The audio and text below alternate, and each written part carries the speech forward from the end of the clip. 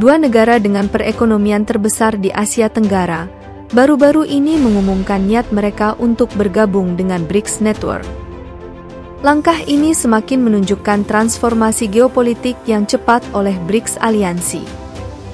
Perdana Menteri Malaysia Anwar Ibrahim menekankan pentingnya keputusan negaranya untuk bergabung dengan BRICS, dengan menyatakan bahwa negara-negara independen harus bebas mengekspresikan diri mereka tanpa dikendalikan oleh Barat. Malaysia, sebagai negara dengan perekonomian terbesar ke-6 di Asia Tenggara, telah membuat keputusan ini setelah Thailand, negara dengan perekonomian terbesar kedua di kawasan itu, mengumumkan rencananya untuk melanjutkan keanggotaannya di BRICS akhir tahun ini. Gabungan ekonomi Thailand dan Malaysia melampaui 16 kuadriliun dalam PDB, tambahan potensial yang besar bagi aliansi BRICS. Namun, di luar implikasi ekonomi, ada narasi geopolitik yang lebih besar yang terungkap, yang dapat membentuk kembali masa depan Asia. Tidak mengherankan, Tiongkok muncul sebagai penerima manfaat utama dari perkembangan baru ini yang didorong oleh faktor strategis. Cerita dimulai dengan peran Malaysia di Selat Malaka, jalur air penting yang membentang lebih dari 800 km dan menyempit menjadi 2,8 km pada titik tersempitnya. Hal ini menjadikannya salah satu titik kemacetan pengiriman tersibuk di dunia, dengan lebih dari 94.000 kapal melewatinya setiap tahun, dan seperempat dari barang yang diperdagangkan di dunia melintasi perairan ini. Yang membuat narasi ini menarik adalah ketergantungan Tiongkok yang besar pada Selat Malaka, dengan lebih dari 80% impor minyaknya melewati jalur ini. Kehilangan akses ke jalur air vital ini akan memberikan pukulan ekonomi yang besar bagi Tiongkok dan berpotensi mengeksposnya terhadap serangan asing.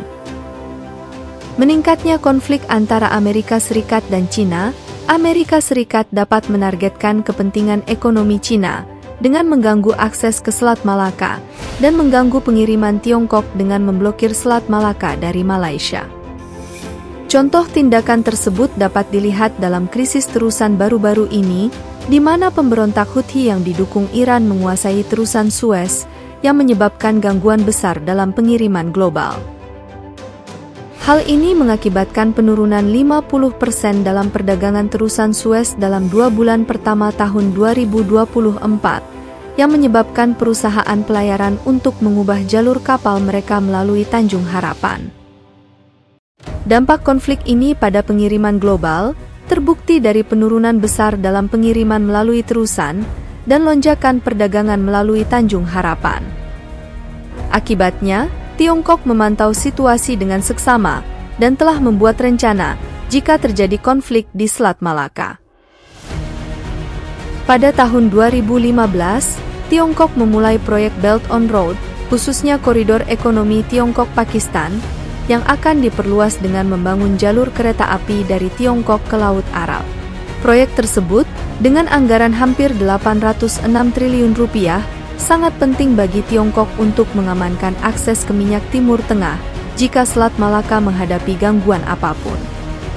Namun, ekonomi Pakistan yang tidak stabil telah menimbulkan kekhawatiran, yang menyebabkan pemerintah Tiongkok menilai kembali masa depan proyek tersebut. Tiongkok, sebagai kekuatan besar di Asia, tidak dapat hanya bergantung pada Pakistan untuk keamanan minyaknya. Dengan bergabungnya Malaysia ke aliansi BRICS dan memperkuat hubungan dengan Tiongkok yang bertujuan untuk mempertahankan supremasi regionalnya dan mengamankan akses melalui Selat Malaka untuk jangka panjang. Penyelarasan strategis Tiongkok dengan Malaysia dan upaya untuk membina hubungan dalam aliansi telah membuahkan hasil yang besar dalam waktu yang relatif singkat. Pada tahun 2017, perdagangan Tiongkok dengan aliansi berjumlah 4 kuadriliun rupiah. Namun, selama 7 tahun terakhir, angka ini telah melonjak sebesar 106%, hingga mencapai 8,5 kuadriliun rupiah. Pertumbuhan ini telah memantapkan negara-negara aliansi sebagai mitra dagang terpenting Tiongkok, dengan lebih dari 80% impor yang terdiri dari barang elektronik, mesin, bahan kimia, plastik, aluminium, dan barang industri lainnya, semua sektor di mana Tiongkok memegang posisi dominan. Meskipun pemerintah Amerika bercita-cita untuk beralih ke Asia dan memantapkan dirinya sebagai negara adikuasa utama di kawasan tersebut, tujuan ini tampaknya tidak dapat dicapai, karena Amerika tidak dapat mengalahkan kemampuan manufaktur Tiongkok. Akibatnya, telah terjadi perubahan dalam sikap negara-negara ini.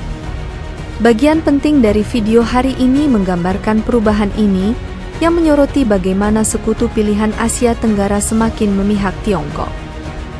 Melihat data tersebut, pada tahun 2023, hanya 38,9% negara yang memandang Tiongkok sebagai mitra strategis mereka, dan pada tahun 2024, melampaui 50%, melampaui Amerika Serikat.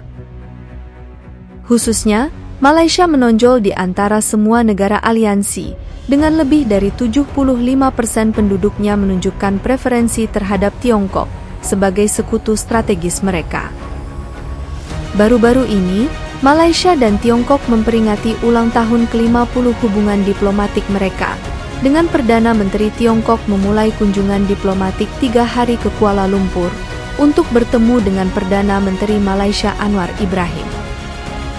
Hampir seperempat penduduk Malaysia adalah keturunan Tionghoa, menjadikan mereka kelompok etnis terbesar kedua di negara tersebut.